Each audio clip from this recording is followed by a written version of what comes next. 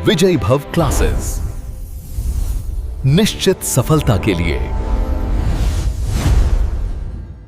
चलो तो फिर अपन शुरू करें आज चिकित्सा भाग में। तो ये प्रीवियस वाला याद किया, थोड़ा पूछते मेरे तुमको, पढ़ते लिखते हो गए नहीं पढ़ते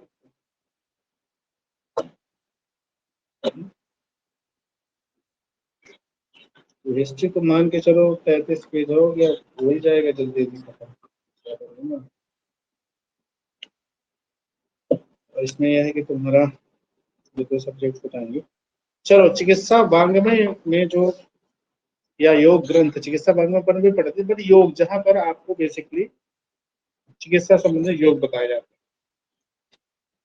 तो उनमें सबसे पहला नाम आता है नावनीतकम। नावनीतकम अच्छा समझ। नावनीतकम योग संग्रह ग्रंथों में सर्वप्रथम है। कभी आपसे पूछे कि भैया योग संग्रह ग्रंथों में पहला ग्रंथ कौन सा, तो याद रखिएगा ये नावनीतकम ही है, ठीक है ना। योग संग्रह ग्रंथों में प्रथम ग्रंथ, पहली या दूसरी शताब्दी में इसकी रचना की गई। कम चांसेस है तुमसे पहली दूसरी शताब्दी पूछे, बट ये फर्स्ट वाला जरूर इंपॉर्टेंट। बाबर पांडुलिपि भी कहते हैं, जो कि तुर्कमेनिस्तान से प्राप्त हुआ है। तुर्कमेनिस्तान जानते हो, अफगानिस्तान, उधर तुर्कमेनिस्तान, तान तान जितने लगाए समझ लेना कि दरअसल वाले है ना। तो बाबर मैन्युस्क्रिप्ट भी इसकी मतलब मिली है, जो तुर्कमेनिस्तान से मिली।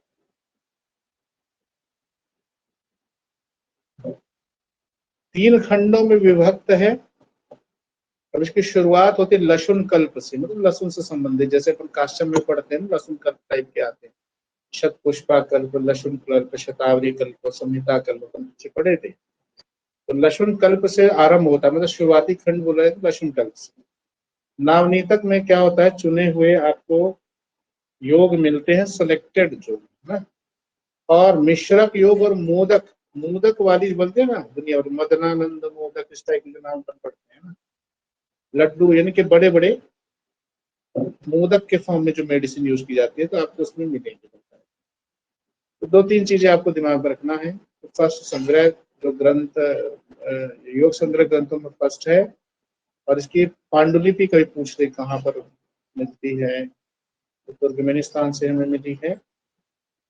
अब योग रत्न समुच्चय, चलिए चंद्रट के बारे में अपन ने देख ही लिया था, वहां पर आया हुआ था, जिन्होंने सुश्रुत का पाठ, जिन्हें सुश्रुत का पाठ शुद्धिकर्ता कहा गया, पाठ शोधक है ना, तो चंद्रट ही है। तो इसके बारे में ज्यादा नहीं सोचना है, बस समझ लो कि योग रत्न समुच्चय जो है चंद्रट है ना। राज मार्तंड, या इसका नाम याद रखिएगा योग सार संग्रह, इस टाइप के जो नाम, क्योंकि आपसे सवाल भी पूछा जाए तो राज मार्तंड ना पूछे, हालांकि राजा भोज से संबंधित हो जाता है, ज्यादा चांसेस योग सार संग्रह से, अगर स्मार्ट तरीके से पूछे। इसके लेखक है भोजकृत, राजा भोज। अब राजा भोज भोपाल वाले भी थे, हम एक नाम के बहुत से लोग हुए ना, समझ लेने को। 11वीं सदी कालखंड है। अस्थि भग्न और वात व्याधि में अस्थि संघात की, यानी कि हड़जोड़ की पकौड़ी खाने की बात इन्होंने बताई। इंटरेस्ट, काहे की पकौड़ी, अस्थि संघात। तो अस्थि भग्न हो, हड्डी टूट गई हो, और वात व्याधि में अस्थि संघात की पकौड़ी खाने की बात उन्होंने बताई। अच्छे अच्छे। गद निग्रह सोढ़लकृत है, इसका कालखंड आप देखिए 11वीं शताब्दी इसका कालखंड है शोढल का। और अहिफेन और बब्बूल का प्रथम बार वर्णन मिलता है। प्रथम बार जिन जिन चीजों में आए ना, तो उस पर फोकस जरूर करना। अहिफेन और बब्बूल 11वीं शताब्दी में। दो खंड है इसका, एक प्रयोग खंड के नाम से है और एक आता है काय चिकित्सा। प्रयोग खंड में आपको योग ही योग मिलते हैं, और ये 585 योग लगभग इसमें है ना। और काय चिकित्सा खंड में अष्टांग चिकित्सा, रोगानुसार अष्टांग चिकित्सा, ये सब है।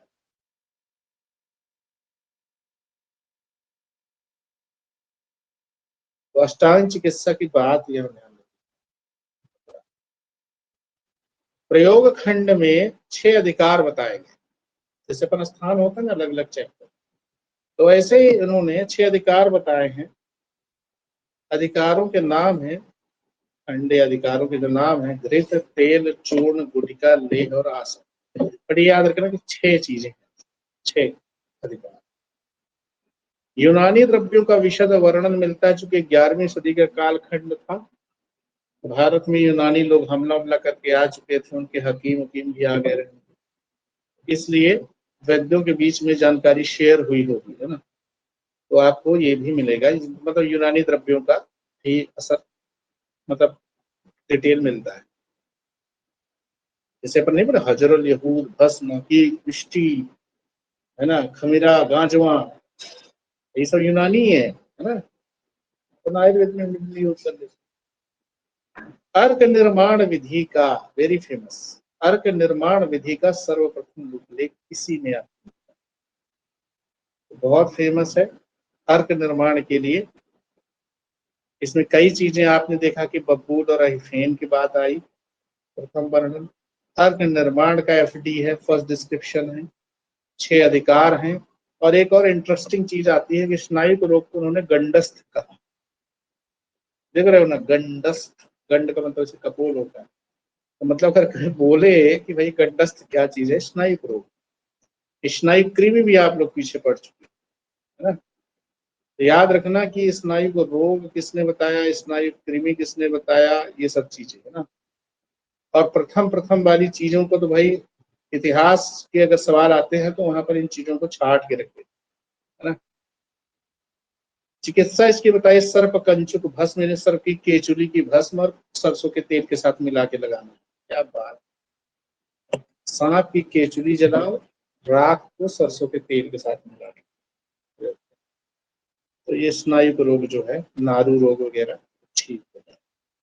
गंड का मतलब ग्लैंड से संबंधित, गांठ से, कपूर में।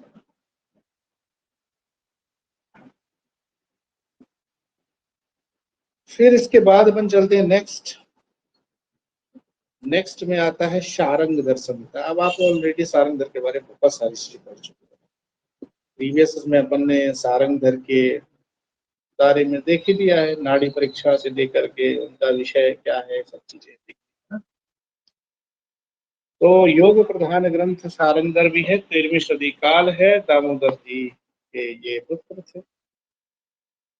शत श्लोकी या भूपदेव शतक, तो आपको जो ये नाम पकड़ना है आपको जल्दी, कि जो कहाँ गया,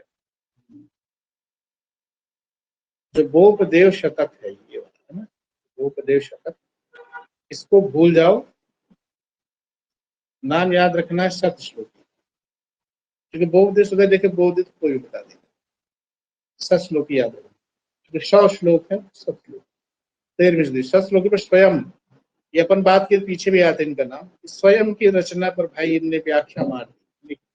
एक तो क्या था कि वो तीर्थाचार्य, वो चिकित्सा कलिका वाले आए थे कि पिता के ग्रंथ पर पुत्र ने टीका लिखी, और ये व्यक्ति है कि जिसने खुद की टीका पर, मतलब खुद के ग्रंथ पर अपनी टीका मारती है ना। शतलोकी पर स्वयं की चंद्रकला व्याख्या की, है ना, याद रखना, चंद्रकला व्याख्या की, है ना। 6 प्रकरण, उसे 6 अधिकार आए थे, इधर 6 प्रकरण, 6 प्रकरण में चूर्ण, गुटिका, लेह, घृत, तेल में जिस फॉर्म में जो मेडिसिन यूज होती है उसको उन्होंने बताया। प्रत्येक प्रकरण में 16 श्लोक है, तो 16 छक्का 96 हो गया। 4 और मान के चलो कहीं रहा होगा, नमामि ब्रह्मा नमामि विष्णु करके, तो ऐसा करके 100 हो गए, ठीक है ना। 16 छक्का 96 और 4 और 100 श्लोक ही है टोटल, और हर एक श्लोक काफी इंपॉर्टेंट। योग चिंतामणि के लेखक हैं जैन सूरी हर्ष के। तो जैनों ने भी आयुर्वेद में बहुत कंट्रीब्यूट किया है, कल्याण कारकम वगैरह ये सब चीजें आती वहीं से आती। तो जैन सूरी हर्ष कीर्ति नाम है इनका। वसवराजीयम, ये आदमी बहुत कॉन्फिडेंस है। वसवराज आंध्र के निवासी थे, आंध्र प्रदेशी थे, है ना, हैदराबादी रहे, उनके विज्ञानी 15वीं सदी का कालखंड है, वह भी संदेहास्पद है। कुछ लोग बोलते हैं कि और भी ज्यादा हो सकता है। तो ये मान के चलो कि डाउट की सिचुएशन है। तो बसवराज देखो देखो उत्तम संग्रह ग्रंथ दक्षिण देश में सम्मान्य ग्रंथ है। तो ये एक संग्रह ग्रंथ है। संग्रह ग्रंथ का मतलब समझते हो ना, कि 4 जगह से उन्होंने इकट्ठा करा है, मौलिक इनका योगदान इतना है। साउथ में काफी फेमस है ना? अब एक डायलॉग देख लो। कृत युग में चरक, त्रेता में रसारणो, द्वापर में रस सिद्ध विद्या और कलयुग में वसव। खुद ही बोले, हम तुम नहीं बोले, अपने ग्रंथ में बोल गए कि सतयुग में चरक, त्रेता में रसारणो, द्वापर में सिद्ध विद्या और कलयुग में भाई कौन फेमस है? वसव। जय हो वसवराज। अच्छे व्यक्ति थे, ऐसा नहीं है के अंदर नहीं। वैद्य मनोरमा, वैद्य कालिदास। कालिदास एक लेखक अपने जानते हो कवि भी थे, वो बड़े अलग चीज है, पर वैद्य भी कालिदास के नाम से है ना। तो इंटरेस्टिंग बात है, उत्तम चुटकुलों का संग्रह है जिन्होंने योग बताए चुटकुल्ले के फॉर्म में बताए कि लोगों को थोड़ा मतलब क्या ना कि चटखारे लेके लोग बात कर सके, चुटकुल्ला कहीं भी सुना सकते हैं, है कि नहीं। तो वैसे टाइप के चुटकुलों का संग्रह उन्होंने किया। और रुद्र, इंटरेस्टिंग बात है कि रुद्राक्ष और मसूरिका, रुद्राक्ष का मसूरिका में यूज बताया है ना, कि अगर किसी को मसूरिका हो जाए तो उसमें रुद्राक्ष का यूज करें। पामा यानी एक्जिमा में अर्क क्षीर और स्थौल में असंसार का प्रयोग बताया है। तो पामा में अर्क क्षीर बताया है और स्थूलता में असंसार का बताया है, बीजक सार। तो इनके थोड़ा अलग हैं मतलब ना। पामा में अर्क क्षीर और रुद्राक्ष में रुद्राक्ष का मसूरिका में, अर्क क्षीर का पामा में, असंसार का स्थौल में। चलिए तो इनको याद रखिए। सिद्ध भैसज्य मणिमाला, आर के भट्ट की, के आर भट्ट, आर के नहीं, कृष्ण राम भट्ट है ना, कृष्ण राम भट्ट की मणिमाला, कृष्ण राम भट्ट की मणिमाला। अब इसमें 5 गुच्छ हैं, पर 6 अधिकार प्रकरण करके पढ़ रहे थे ना। अब इन्होंने क्या बताया भैया, 5 गुच्छ, गुच्छ उच्च कुछ नहीं, मतलब वही है जैसे 6 अधिकार 6 प्रकरण, तो ऐसे इन्होंने 5 गुच्छ बता दिया। नाम अलग है। तो इंटरेस्टिंग बात क्या है, कोई पूछे कि भैया जो चैप्टर है या मतलब जो स्थान किसके नाम से बोला है, अधिकार प्रकरण गुच्छ, बहुत डीप में कोई पूछेगा तो ये भी पूछ सकते हैं, है ना।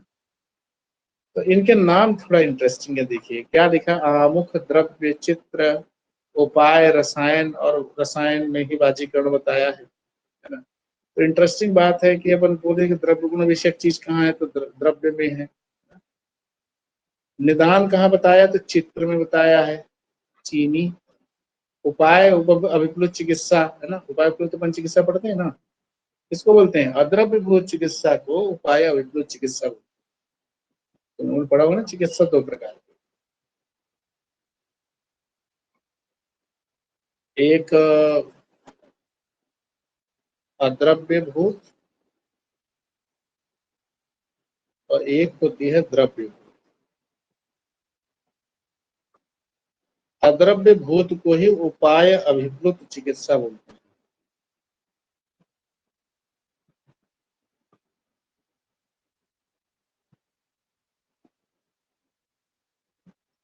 इसका मतलब समझ में आया कि जैसे कोई स्थूल व्यक्ति है, तुम बोले कि भैया जिम करो, दौड़ो इतने घंटे जाकर, है ना। उन्माद का रोगी आता है तो उसको तुम आश्वासन चिकित्सा करवाते हो, है ना, दुनिया भर का चीज है ना, सूत्रासन करवाते हो, है ना, सरसों का तेल लगा के बोले कि धूप में बिठाते हैं, है ना, कोड़े लगाते हैं, डराते हैं, दुनिया भर का चीज। तो ये उपाय से चिकित्सा की जा रही है, मतलब कोई दवाई अपन डायरेक्ट नहीं है उसका, समझ रहे हो ना। दिस इज कॉल्ड एज उपाय उपलब्ध चिकित्सा, इसी को अद्रव्य भूत के अंतर्गत है ना। जैसे अपन नहीं पढ़ते हैं कि जैसे रसायन, आचार रसायन, आचार रसायन में दूध घी के अलावा छोड़ के बाकी सब ज्ञान की बात है इसमें। कई बार सवाल पूछा गया कि अचार रसायन में कौन सा द्रव्य प्रयोग करते हैं, तो सिर्फ क्षीर घृतासी नाम करके बस आता है, दूध घी जो सेवन करते हैं, सात्विक आहार।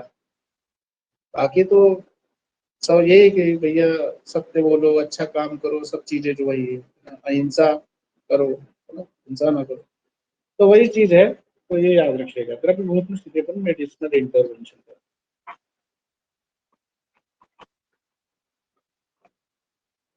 चलो, सिद्धि योग संग्रह, इसके लेखक ये बहुत अच्छी पुस्तक है, योग के लिए बड़ी प्रमाणिक और बहुत ही अच्छी पुस्तक है सिद्धि योग संग्रह, है ना। तो इसमें देखिए, इसके लेखक हैं वैद्य यादव जी त्रिकम जी। अब यादव जी त्रिकम जी, अब याद आ रहा है कहाँ से संबंधित हैं? अपन जब पढ़ रहे थे इंस्टीट्यूट भारत देश के इम्पोर्टेंट, तो उसमें बताइए किसके ये प्रमुख बनाए गए थे, किस संस्था, है ना। मानकीकृत आयुर्वेद वगैरह की जब क्लास हो रही थी, बताओ बताओ।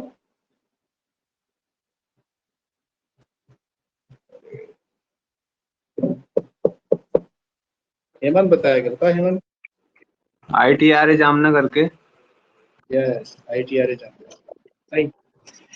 ये बड़े प्रकांड विद्वान थे, और इन्होंने जो आज चक्रपाणी की जो टीका मिलती है, रेड रेड कलर की आती है ना, उसकी भी एडिटिंग इन्होंने ही करी है, यादव जी त्रिकम जी, ठीक है ना।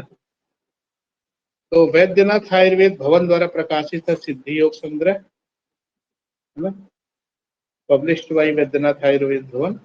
विशिष्ट योगों में आपको जो मिलेगा, बालार्क रस मिलता है, जहर मोहरा पिष्टी मिलती है, जवाहर मोहरा भी बोलते हैं, श्वेत परपटी मिलता है। किसमें यूज करते हैं हेमंत श्वेत परपटी? मूत्र कृच्छ में, मूत्रकृच्छ में। मूत्र कृच्छ में। ब्राह्मी बटी फेमस है, जो आज मार्केट मिलती है, यहीं का ग्रंथाधिकार है। हृदय चूर्ण मिलता है, हृदय चूर्ण के घटक बताइए। डिजिटैलिस,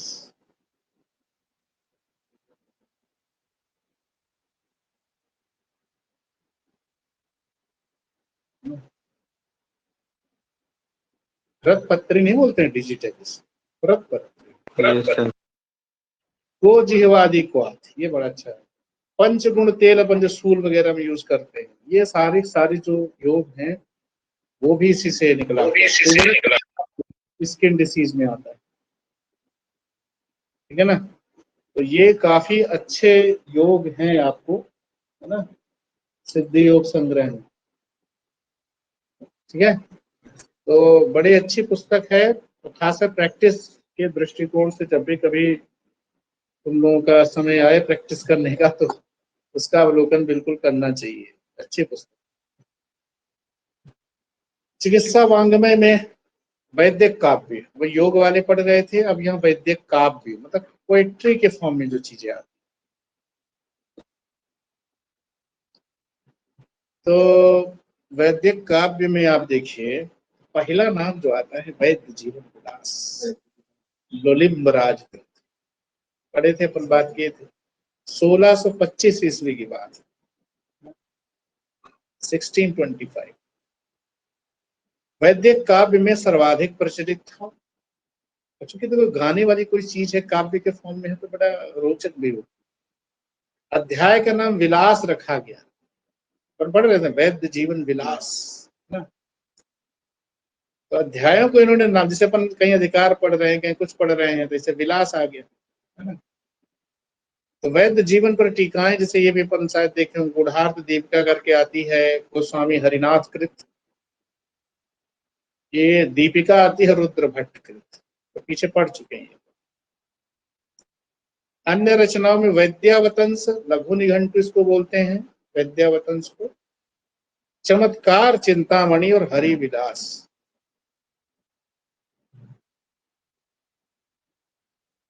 ठीक है। तो अच्छे नाम है इनकी रचनाओं में,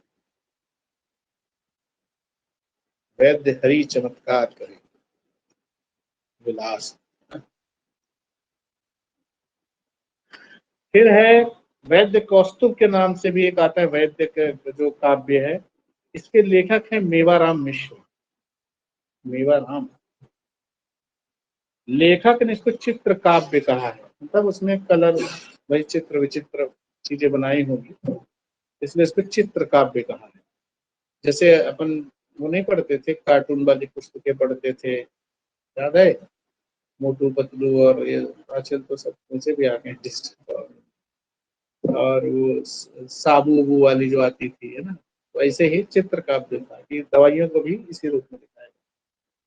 वैद्य विलास नामक ग्रंथ देख लो, अब यहीं पर खेला होता है। देखो अपन वैद्य जीवन विलास पढ़े लोलिम राज, अब भाई एक वैद्य विलास है लिख दिया है, उसके लेखक है राघवकृत रघुनाथ पंडित, राघवकृत या रघुनाथ पंडित, 1697, मतलब 1625 में लोलिम राज का दिखा रहे हैं, लगभग 70 साल मान के चलो, 70-72 साल, तो वही परंपरा चलती आ रही होगी, भैया वैद्य काव्य लिखो, है ना। तो यहाँ कंफ्यूजन हो सकता है, इस चीज को ध्यान में रखना बिल्कुल। वैद्य विलास और वैद्य जीवन विलास, वैद्य विलास राघवकृत रघुनाथ पंडित, जीवन विलास लोलिम्ब राज, है ना। एक कूट मुदगर आता है, ये माधवकृत है, माधव को कूटो मुदगर, माधव को कूटो मुदगर, तो माधवकृत है, इसे काव्य तो नहीं कह सकते, बट पहेली का में रचना है, पहेली, तीतर के दो आगे तीतर, तीतर के दो पीछे तीतर टाइप के नहीं पढ़ते थे, वैसे पहेलिका में मतलब ये ग्रंथ है। तो देखो एक बार चुटकुल्ला वाला देखा है ना, चित्र काव्य भी अपन ने देखा, वैद्य कौस्तुभ था, और ये पहेली, पहेली के रूप में है कूट मुदगर, है ना। तो ये कुछ महत्वपूर्ण रचनाएं हैं चिकित्सा भाग में, अनुपान और पथ्य अपथ्य पर आधारित, जो जिसमें आपको अनुपान के बारे में बताया गया और पथ्य क्या है ना, इसी से संबंधित। तो देखिए इसमें नाम आता है सबसे पहले अनुपान मंजरी, तो मंजरी किसकी है, मतलब विश्राम कृत, तो मंजरी जो है विश्राम कर रही है ना। अनुपान तरंगिणी के लेखक हैं रघुनाथ प्रसाद जी,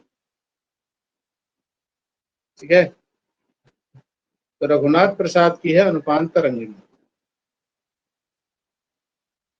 प्रसाद की तरंगिणी हो गई और मंजरी विश्राम कर रही है। अनुपान विधि देखिए, ये फेमस व्यक्ति है श्याम सुंदराचार्य वैश्य, वैश्य की विधि होती है ना। और अनुपान कल्पतरु, इतने नाम लिखते हैं अनुपान के नाम से, कल्पतरु, कल्प वृक्ष, तरु का मतलब वृक्ष होता है ना। तो इसके लेखक है जगन्नाथ प्रसाद शुक्ल, जगन्नाथ प्रसाद शुक्ल, तो जगन्नाथ का कल्पतरु, कल्प वृक्ष। पथ्य पथ्य के नाम से ही डायरेक्ट पुस्तक है, जिसके लेखक है रघुदेव। पथ्य अपथ्य विनिश्चय लेकिन फेमस है, ध्यान रखना। पथ्य अपथ्य विनिश्चय के लेखक है विश्वनाथ सिंह, ये सब बंगाली परंपरा के हैं, जितने सेन लगे मिल जाए सब बंगाली वाले हैं परंपरा। और लंघन पथ्य निर्णय करके कहा, इसके लेखक हैं दीप चंद्र याचक, ये नए नए नाम हैं, आपके ध्यान रखिए, याचक, लंघन की याचक, याचना करने वाले, है ना। और अनुपान तरंगिणी भी आ गया, अनुपान तरंगिणी एक स्वामी, देखो दो लोगों ने लिखा है, ये रघुनाथ ने भी प्रसाद की तरंगिणी थी और स्वामीनाथ मिश्रा ने भी लिखा, सेम नाम, है ना। रघुनाथ ने भी लिखा और स्वामीनाथ मिश्रा जी ने भी लिखा, दोनों आचार्यों ने किया, कॉमन है ना नाम।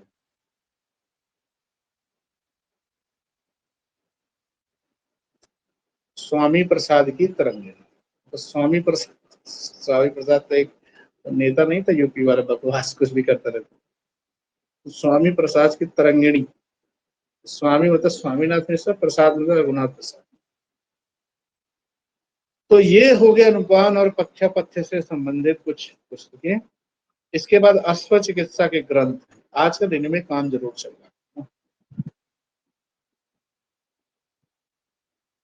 तो अश्व चिकित्सा से संबंधित ग्रंथ के बारे में देखिए, सबसे पहला तो प्रवर्तक आचार्य को देखो, अश्व तो जानते हो ना, अश्व का बड़ा रोल रहा है, अश्व मतलब हमारे जो भारतीय संस्कृति परंपराओं में अश्व का बड़ा योगदान है। आपने अश्वमेध यज्ञ सुना, क्योंकि एक मतलब बैटल फील्ड में भी अश्व से तेज ना तो हाथी का काम होता था ना किसी काम होता। हाथी भले डील डॉल और सब में रहते, तो अश्व की बड़ी भूमिका होती थी और पूजनीय भी था अश्व, है ना। जैसे अपन अश्वमेध यज्ञ की दिन बात कर रहे थे क्या होता है, तो इसीलिए उनके बड़े बड़े मतलब अश्वशालाएं होती थी, हॉस्पिटल्स होते थे, क्योंकि इनका मिलिट्री पर्पज से भी, जैसे होते हैं ना कि चतुरंगनी सेना, अक्षौणी सेना ऐसा करके बात करते हैं, उसमें अश्व का बड़ा रोल रहा है अभी तक। जब तक मोटर गाड़ी नहीं है तो अश्व ही, हाँ, अभी भी तो अश्व है, लेकिन अब आज थोड़ा फैशन के रूप में अश्व आ गए हैं, ठीक है ना। कि कहीं परे रोड में जा रहे हैं, पोलो लोग खेल रहे हैं इस टाइप में, बाकी वैसे अश्व का रोल नहीं रह गया। सही। तो ये बहुत इंपॉर्टेंट बीस्ट हुआ करता था इसमें। तो इसके प्रवर्तक आचार्य देखिए अश्व चिकित्सा के सालीहोत्र, ठीक है ना। सालीहोत्र फेमस व्यक्ति है, और फेमस क्यों हुए, क्योंकि उन्होंने अश्ववैद्यक नामक ग्रंथ लिखा, है ना। अश्व चिकित्सा शास्त्र के लेखक देख लो भाई साहब, इसके लेखक है नकुल, है ना। और नकुल सहदेव भी बेचारे पढ़ने लिखने में अच्छे थे। जैसे भीम हो गए, है ना, लड़ाकू किस्म के एकदम रेसलर। अर्जुन से बड़ा धनुर्धर कौन, और तुम्हारे जो इनके बड़े भाई थे, क्या नाम था इनका, युधिष्ठिर, उनसे ज्यादा धर्मात्मक कौन। बाकी बेचारे बचे ये दो छोटे बच्चे, तो ये बोले पढ़ने लिखने में काम करते हैं, कोई बोले अश्व चिकित्सा में काम करेंगे वेटनरी वाला, कोई बोले गौ वाला भी आगे आएंगे, है ना। तो देखो, तो नकुल जो थे ये अश्व चिकित्सा शास्त्र में माहिर थे, मतलब एक्सपर्ट थे। 18 अध्याय इसके मिलते हैं। और अश्व चिकित्सा नाम का एक और ग्रंथ है जिसके लेखक हैं जयदत्त, इसमें 68 अध्याय, 68 चैप्टर्स। अब इनमें बहुत कंफ्यूजन होता है, अश्व वैद्यक सालीहोत्र, अश्व चिकित्सा शास्त्र नकुल, अश्व चिकित्सा बस है जयदत्त, अश्व वैद्यक शास्त्र है, देखो वैद्यक था तो सालीहोत्र, शास्त्र जोड़ दिया तो दीपांकर, है ना। तो यही अंतर देखना कि क्या क्या चेंजेस हो रहे। एक लक्षण प्रकाश आता है, अश्व प्रकरण वहां पर एक आता है चैप्टर, है ना। लक्षण प्रकाश के अश्व प्रकरण में भी आपको अश्व चिकित्सा का संदर्भ मिलता है। ये लिखा है हेमाद्री, वही वाले हेमाद्री भागवत वाले ना। सिद्धोपदेश संग्रह है। अब इसमें लोग अगर ऐसे अश्व वाले समझ में, अच्छा ये लक्षण प्रकाश पूछा है, ले मान लो, चलो बताओ इसमें किसका वर्णन किया, तो दिमाग नहीं चलेगा, तो है ना। इसमें सिद्ध उपदेश संग्रह दुर्लभ कृत है, कोई आचार्य है दुर्लभ गण ना, उन्होंने ये सिद्ध उपदेश संग्रह लिखा, उसमें भी अश्व चिकित्सा का संदर्भ है लीलावती, इसका क्या नाम है लीलावती। है का मतलब अश्व तुरंग ही होता है ना। तो ये भी इसके लेखक का नाम अभी तक नोन नहीं है, पता चल जाएगा तो बात बताएंगे बताएंगे। और एक सालीहोत्र आता है, और सालीहोत्र तो अपन ऊपर भी पढ़ाए थे। लेकिन इंटरेस्टिंग बात है ना, सालीहोत्र नामक ग्रंथ सालीहोत्र ने नहीं लिखा, भोज ने लिखा। मजेदार बात तो यही है कि तुमसे पूछ दे, अच्छा बताओ सालीहोत्र, तुम्हारे दिमाग में चलता है याद, प्रवर्तक रहे हैं, पूछ अच्छा तुम बताओ सालीहोत्र ग्रंथ किसने लिखा, तो पहले दिमाग में खटकेगा तुम्हारे के सालीहोत्र ही हो सकता है, पर उसने लिखा कौन सा, अश्ववैद्य। इसी में गच्चा खा जाएंगे लोग, ठीक है ना। तो इन दोनों को थोड़ा इज्जत के साथ देखना बिल्कुल। सालीहोत्र के बारे में थोड़ा परिचय यहाँ दिया गया कि सालीहोत्र है घोष के पुत्र।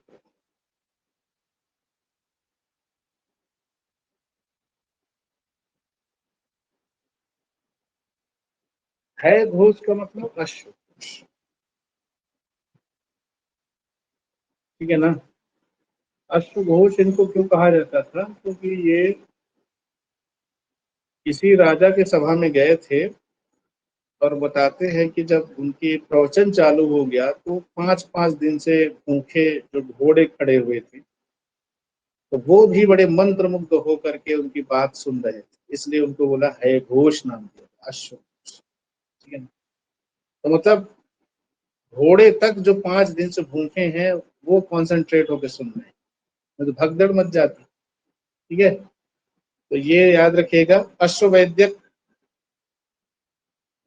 के बारे में क्या बताया गया कि हाय आयुर्वेद, तुरंग आयुर्वेद, अश्व आयुर्वेद पर्याय नाम है मतलब घोड़ा, हथा नहीं है, या बना लेना ना, तुरंग आयुर्वेद, अश्व आयुर्वेद। सालिहोत्र के विरचित अश्ववैद्यक में कुल कितने स्थान हैं? जैसे अपन ने पढ़ा उधर अश्ववैद्यक आया था, 8 स्थान है, और भाई साहब इनमें सिर्फ कितने श्लोक बताए हुए हैं? 1200 श्लोक। तो अच्छी बात है, चरक तो अपने 12,000 श्लोक मार देते हैं, है ना, इनने 1200 में निपटा दिया सब काम।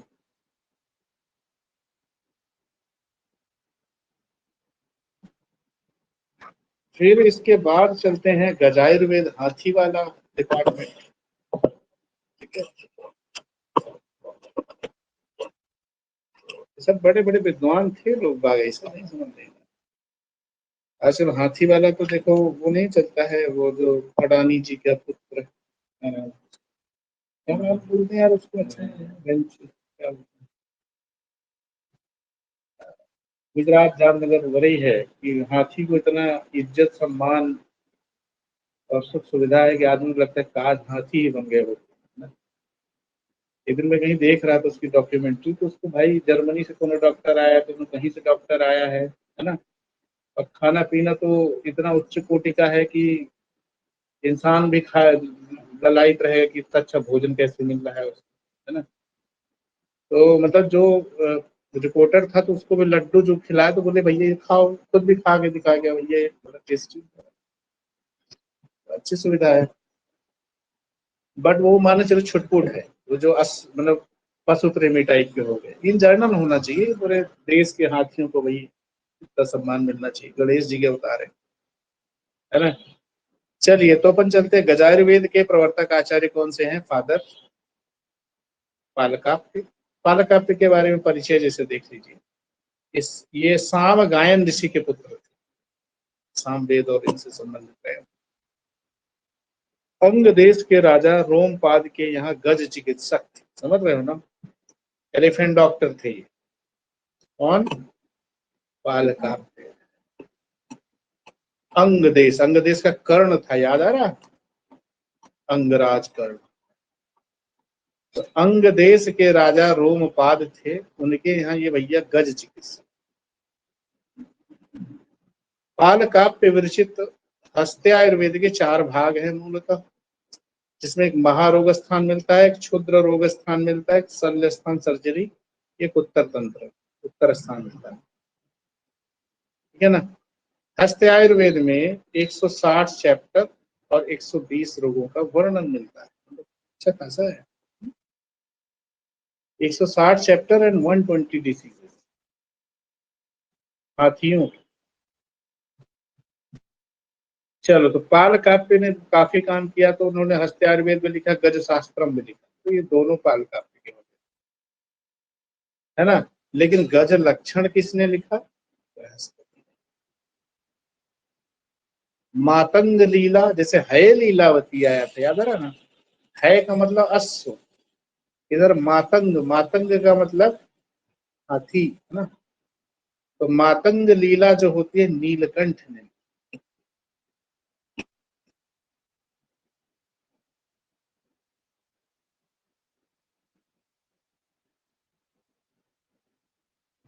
तो ये अच्छे ग्रंथ हैं। गव आयुर्वेद भी गायों का भी है भाई साहब, देख लो, छोटे भाई अपने पांडव सहदेव इसके विशेषज्ञ माने गए हैं ना। तो नकुल जी काहे के थे? अश्व वाले। तो गायों के एक्सपर्ट कौन थे? सहदेव। पांडव को मतलब 5 जो पुत्र पांडव के थे वो पांडव। तो पांडव सहदेव मतलब पांडव के पुत्र जो सहदेव हैं वो इनके विशेषज्ञ बने। एक आता है मृग पक्षी शास्त्र, नाम से स्पष्ट है, इसमें मृग और पक्षियों की बात की जाएगी। इसके लेखक है जैन पंडित हंस देवकृत। तो हंस भी पक्षी होता है, याद करना थोड़ा वैसे इजी रहेगा। तो हंस देवकृत वृक्षायुर्वेद को लेकर के आज कल काफी चर्चा है ना। क्योंकि ग्लोबल वार्मिंग जिस तरह से सता रही लोगों को, है ना, अब यूरोप जैसे देश भी बेचारे जले जा रहे हैं, जहां पर लोगों ने गर्मी कभी देखी नहीं थी, पहली बार दर्शन हुए अल नीनो इफेक्ट। तो अपने देश में वृक्षायुर्वेद वाकई काफी अच्छी चीजें हैं। इसमें वृक्षायुर्वेद सुरपाल का अभी शायद पब्लिश हुआ है वृक्षायुर्वेद, है ना। सुरपाल ने 10वीं 11वीं शताब्दी में लिखा था, सोचो, वृक्ष का भी आयुर्वेद। वृक्षायुर्वेद नाम का एक और ग्रंथ है जो राघव भट्ट ने लिखा, सेम नाम, सुरपाल और राघव। बट अभी जो सुरपाल का है वो आपको मिलता है, ठीक है ना। और उपवन विनोद, उपवन विनोद, अपन हार्टिकल्चर वगैरह पढ़ते हैं, वही से उसी से रिलेटेड। तो गिरिजा प्रपन्न मजुमदार, मजुमदार सब नेम जुड़ा तो जाहिर सी बात ये बंगाली ही था, होना चाहिए बंगाली और चीज। तो सुरपाल ने वृक्षायुर्वेद लिखा, राघव भट्ट ने लिखा, और उपवन विनोद, उपवन विनोद में से बाग बगीचे लगाना है तो उसके बारे में पूरा चीज रहता है। तो गिरजा प्रपन्न मजुमदार जी ने इसके बारे में किया। सैन्य चिकित्सा का संदर्भ आपको पता ही है, युक्त श्रेणी अध्याय 34 जो मिलिट्री, है ना, मेडिसिन है। और दुंदुभी स्वनीय अध्याय कल्प 6 में भी आता है, जहां पर छारागद वगैरह लेप वगैरह आता है ना, ये नगाड़े ढोल में लगा के धम धम बजाते रहते हैं, है ना, जहर का असर कम हो जाता है। युक्त श्रेणी अध्याय सूत्र में आता है। तो 2 जगह इसके संदर्भ आते हैं, तो कई बार पूछा गया एग्जाम में, तो इसको याद रखिए। प्राचीन भारत में आयुर्वेद के केंद्र दे देखो, प्राचीन भारत, प्राचीन भारत आज जैसा नहीं था। तो तुम सोचो, भारत का बहुत सारा हिस्सा खाली था, क्योंकि ह्यूमन सेटलमेंट जो हुआ, तो ये तुम्हारा सप्त सिंधु, ये जो पंजाब वाला एरिया है, जो कश्मीर वाला एरिया है, उधर से नीचे की तरफ लोग आए। फिर गंगा का प्लेन जो है उसको पूरा जंगल को साफ करके फिर यूपी बिहार वाला जो एरिया बसा है वो डेवलप हुआ। तो बंगाल तरफ इधर पूरा चले गए, ये दक्षिण तरफ लोग बहुत कम गए, ठीक है ना। तो इसीलिए उस समय जब अपन देखते हैं कि 16 महाजनपदों का जब उल्लेख आता है, तो सर्वाधिक जो संख्या है जनपदों की वो आपको उत्तर और भारत में देखने को मिलती है ना। तो जैसे देखिए काशी, काशी किसके लिए फेमस था? देवोदास की काशी, तो सर्जरी के लिए फेमस था। विदेह यानी मिथिला, अब विदेह जब अपन ईएनटी पढ़ते हैं साला की, तो विदेह के बहुत संदर्भ आते हैं, है ना। राजा जनक विदेह, इस चाणक्य के लिए फेमस था। तक्षशिला किसके लिए फेमस था? इंटरेस्टिंग बात तो ये, जो हमारी ओल्डेस्ट यूनिवर्सिटी थी तक्षशिला, आजकल हालांकि ये पाकिस्तान में चला गया है, रेमिनेंट इसके होंगे तो होंगे, नहीं आतंकवादी बम लगा के क्या से उड़ा दी। तक्षशिला ये हमारे गर्व का विषय हुआ करता था प्राचीन काल में, समझ रहे, जिसकी वजह से हम विश्व गुरु कहलाए, दुनिया भर के लोग आते थे पढ़ने के लिए। जैसे आजकल लोग ऑक्सफोर्ड जाने के लिए मरे जाते हैं, है ना, वैसे था। तो काय चिकित्सा के लिए फेमस, मेडिसिन के लिए फेमस। अंग देश जो होता है कर्ण वाला, ये गजायुर्वेद के लिए फेमस है, जब पाल का पढ़ रहे थे। पश्चिमोत्तर भारत जो होता है, यानी कि नॉर्थ वेस्ट वाला जो एरिया है, कहने का मतलब कौन सा एरिया कहलाएगा? ये जो तुम्हारा हरियाणा, राजस्थान, गुजरात ऐसा करके इधर जो पूरा एरिया आता है, तो ये भैया घोड़ों के लिए फेमस है, अश्वायुर्वेद, है ना। और दक्षिण भारत जो होता है अगध और रस शास्त्र के लिए फेमस है, क्योंकि सांप वो खतरनाक होते थे साउथ वाले। और रस शास्त्र तो आपको पता है कि सारे सिद्ध उधर से निकल के आए। एक और इंटरेस्टिंग चीज इसमें नहीं है बट पता होना चाहिए आपको कि उज्जैनी किसके लिए फेमस है। किसी पुस्तक में शायद हमने हिस्ट्री के उसमें देखा तो उज्जैनी के लिए आया था, ये भी सल्ले के लिए फेमस है ना। तो ऐसे करके अलग अलग चीजें मतलब हैं, तो आपको याद रखिएगा। आजकल तो सब अलग अलग ही चल रहा है सब, है ना।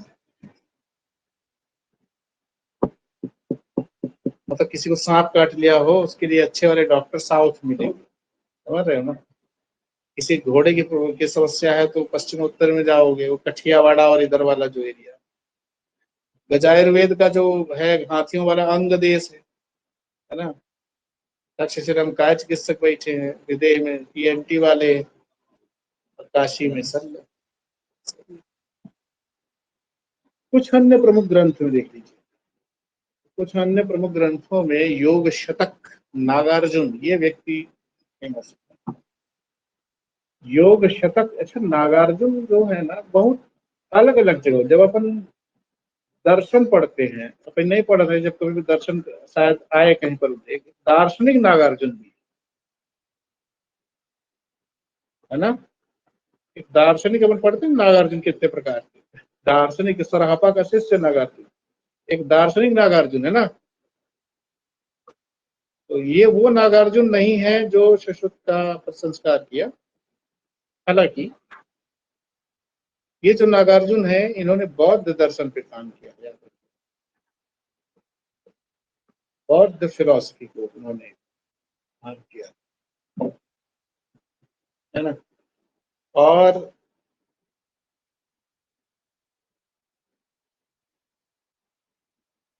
इन्होंने बहुत सारे जो बुद्ध के उपदेश है उसका संकलन किया, बहुत सारे और भी नए नए विचार दिए। तो जब कभी ये दर्शन पढ़ेंगे तो इनके बारे में विचार किया जाएगा। मतलब ये ध्यान, नागार्जुन नाम के बहुत से लोग मिलते हैं।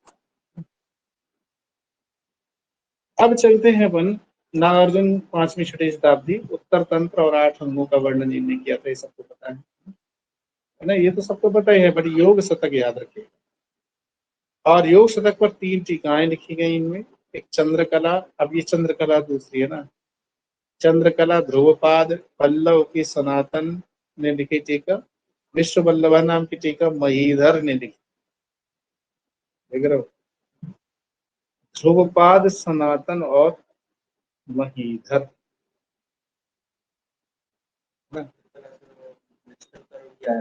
हाँ, वो अलग है। हाँ, ये जो है योग शतक पे टीका, योग शतक के लेखक कौन है, नागार्जुन। तो नागार्जुन कृत योग शतक पर 3 टीकाएं लिखी गई, एक चंद्रकला, ध्रुवपाद, वल्लभ, सनातन, विश्व वल्लभा, महीधर। थोड़ा वही बता रहे हैं कि मिलते जुलते नाम आएंगे, है ना। कल्याण कारकम उग्रादित्याचार्य जो जैन धर्म से संबंधित है, जैन धर्मावलंबी है ना। तो मूल ग्रंथ में 25 परिच्छेद इसमें आते हैं, और उत्तर तंत्र में 5 परिच्छेद आते हैं, वही चैप्टर टाइप के परिच्छेद। अब इसमें सिद्ध सार संहिता की बात आती है नेक्स्ट में, तो चलिए इसके नाम याद रखिएगा, राइटर का क्या नाम है, आचार्य दुर्गुप्त के पुत्र रविगुप्त। तो रविगुप्त याद रखिएगा, नहीं समझ, है ना। आयुर्वेद सौक्ष या टोडरानंद जिसको बोलते हैं, तो आयुर्वेद सौक्ष के लेखक है टोडरानंद, सोल मिश्रा सेठ जी, है ना। आयुर्वेद शौक से तोड़ता है आयुर्वेद शौक से तोड़े मन, मन मतलब दोष। आयुर्वेद विज्ञान, कविराज विनोद लाल सेन जी गुप्त, है ना। तो कविराज विनोद लाल सेन गुप्त, है ना। कविराज जैसे डॉक्टर लगाते हैं ना, तो इसे अब आजकल कविराज लगाने की परंपरा नहीं है ना। आजकल मान लो बहुत ज्यादा वैद्य लगा दिए, डॉक्टर प्रचलन है। उधर अपन देख रहे हैं महामहोपाध्याय किसी को बोल रहे हैं, कोई कविराज बोल रहा है, कोई कुछ, मतलब इस टाइप के नाम आते। ये आदमी बोलने वाले की जवान भी लड़खड़ा जाए, इतना अच्छा नाम है, जबरदस्त, है ना। अर्वाचीन काल की अंतिम संहिता, इंटरेस्टिंग है ना। अर्वाचीन मतलब जो प्राचीन नहीं है, जो आज की। अर्वाचीन का मतलब आधुनिक युग की अंतिम संहिता। अपन आयुर्वेद पढ़ रहे थे ना, प्राचीन, मध्यकाल और आधुनिक काल। आधुनिक काल की अंतिम संहिता है कौन सी, आयुर्वेद विज्ञान। अब इन्होंने भाई साहब बड़ा नजदीक पहुंचे हैं, देख रहे हैं 246 तक हड्डी गिन ली है। 206 और 46 में बस 4 को 0 बना दो, इतने अंतर हो जाएगा 246। 4 स्थान इन्होंने बताए, सूत्र में 78। अब इंटरेस्टिंग बात है कि भैया इसमें पंचकर्म डला हुआ है ना, और वही शारीर में 15 अध्याय रचना और क्रिया से संबंधित है। द्रव्य में 41 और परिशिष्ट करके भी कुछ ऐड है, तो द्रव्य गुण है। और निदान चिकित्सा के 82 चैप्टर है, तो सूत्र निदान में तो भर भर के चैप्टर दिए। Total number of chapter 216। ये तो उपलब्ध होगी, चूंकि आज की पुस्तक है तो दी जाएगी ना। 216 चैप्टर, काश्यप में अपन 200 चैप्टर पढ़े हुए थे, ऐसा ना। सुश्रुत के 186, इनके 200, इनके 216। चलो आयुर्वेद इतिहास के प्रमुख ग्रंथों में से और देख लीजिए, तो भैया आयुर्वेद का वैज्ञानिक इतिहास हमारे मतलब इनके जो लेखक हैं प्रेमव्रत शर्मा जी हैं। आयुर्वेद का बृहत इतिहास, वैज्ञानिक के बाद बृहत का मतलब बड़ा, अत्रि देव जी। अत्रि देव क्या क्या लिखेंगे आप, अत्रि देव विद्यालंकार, हिंदी में सारी टीका वो मतलब उन्होंने पूरी व्याख्या करी हुई है। आयुर्वेद इतिहास का ऐसे पढ़ी होगी पुस्तक तुम लोगों ने शायद, आयुर्वेद इतिहास का परिचय बनवारी लाल गौड़ जी। अब ये भी आदमी क्या क्या तो नहीं लिखा है ना। अब ऑथेंटिसिटी जरूर संदिग्ध रहेगी, क्या क्या कहाँ से आया हुआ है। तो भारत के प्राणाचार्य, ये अच्छी पुस्तक का नाम लग रहा है ना, ये रत्नाकर शास्त्री जी ने लिखी, सब आज ही किया है ना, रत्नाकर शास्त्री। वैद्य को ही प्राणाचार्य बोलते हैं ना, प्राणाचार्य रत्नाकर प्राणाचार्य,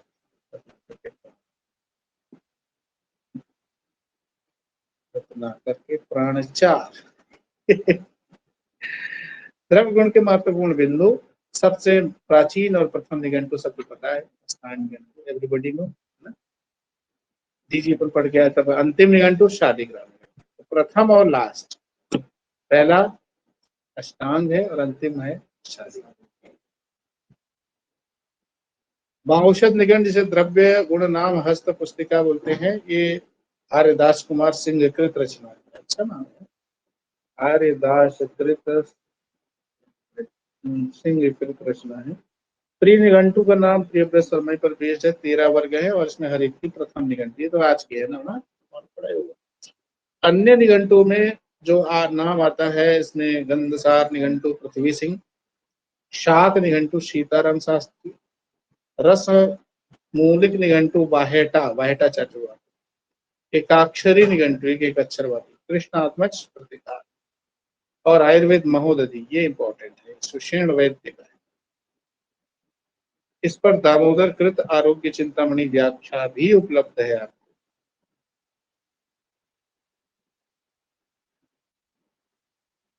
दामोदर के पुत्र कौन थे?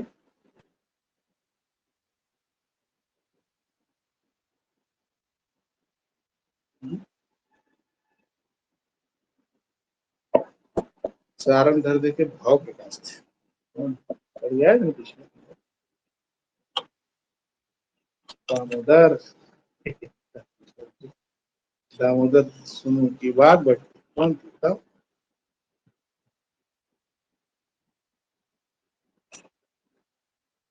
सारंगधर के पिताजी थे ना।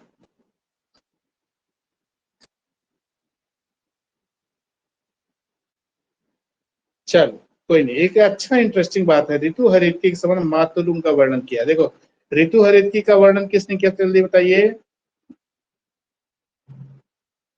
ऋतु हरितकी का वर्णन तुम लोग पढ़ के आओ, फटाक से बता दो।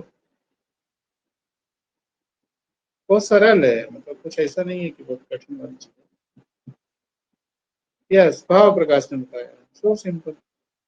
वैसे मातुलुंग हरित की कर दिया उन्होंने भैया, है ना। इन्होंने जैसे ऋतु हरित की बताया कि इसे मातुलुंग हरित, है ना, ऋतु मातुलुंग बोलो, हरित की नहीं जोड़ेंगे इसमें।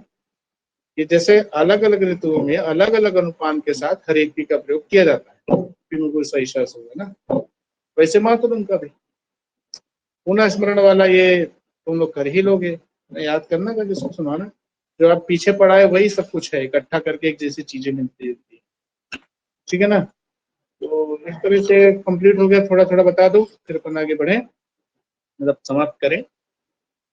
चलो, एक पुस्तक का नाम है चिकित्सा सार तंत्र के लेखक बताइए, फटाक से बने तो बताओ, 5 सेकंड में, नहीं तो हम बता ही देंगे। चिकित्सा सार तंत्र के लेखक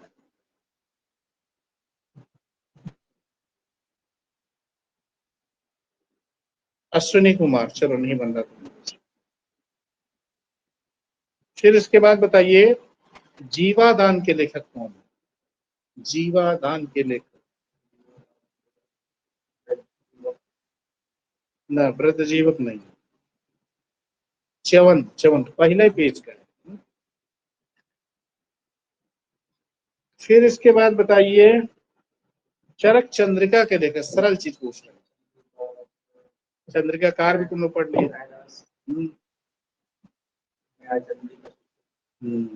चरक चंद्रिका के लेखक गयदास, जिन्हें चंद्रिका कार भी कहा जाता है।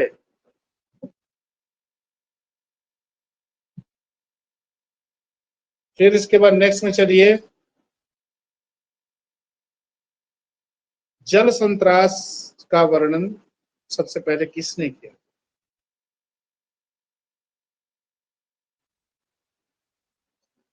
बहुत फेमस ना,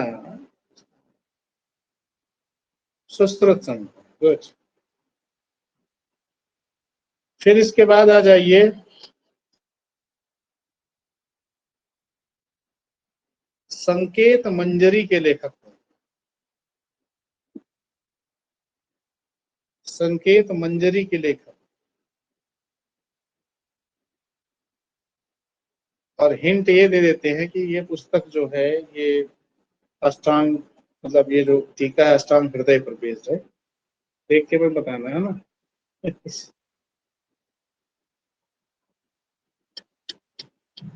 दामोदर, दामोदर कितना पढ़ डाले, दामोदर उनके पिताजी हो गए, एक दामोदर ये भी आ गए, वही हो। चलो सही है। फिर एक दो और चीजें बता दो, तुम लोग पढ़ रहे हो कि नहीं पढ़ रहे हो, समझ में आएगा।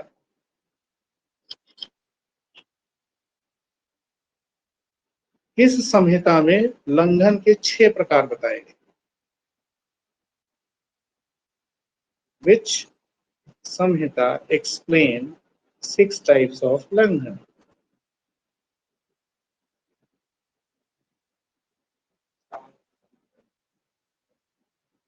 नहीं, किसी को idea? And the answer is Harita Samhita, ठीक है ना।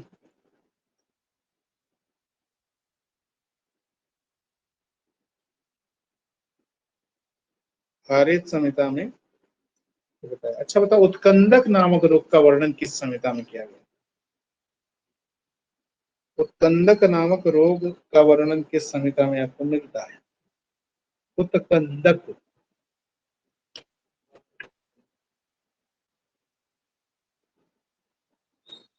उत्कंदक नामक रोग का वर्णन जो है न, भेद में नहीं है। उत्कंदक नामक रोग का वर्णन भाव प्रकाश में। आयुर्वेद रसायन के लेखक बताइए, टीका जो है भागवत, आयुर्वेद रसायन के लेखक का नाम बताइए।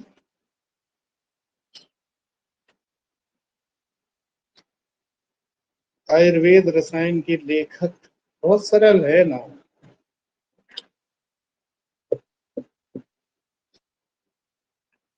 किसी को नहीं पता? हेमाद्री, हेमाद्री ने आयुर्वेद। अच्छा, अगला सवाल है, स्नायु रोग का सर्वप्रथम वर्णन किसने किया? स्नायु रोग का सर्वप्रथम वर्णन किसने किया? रोग पूछ रहे हैं, कृमि नहीं है ना। किस वांग्मय में किया गया स्नायु रोग का वर्णन? एंड द आंसर इज सिद्धि योग संग्रह या वृंद माधव ना। तो आज के लिए इतना ही है, तुम लोग रटो भैया, मजा नहीं आ रहा बिल्कुल, है ना। अपना नाम रटना चालू कर दो, इसमें रटना ही है, हिस्ट्री का ज्यादा कुछ नहीं। तुम एक बार नाम याद हो गए ना, फिर कुछ नहीं, तुम क्यों 2-4 घंटे में ऐसे हो जाएगा, ठीक है ना। चलिए, तो यही वाइंड अप करते हैं।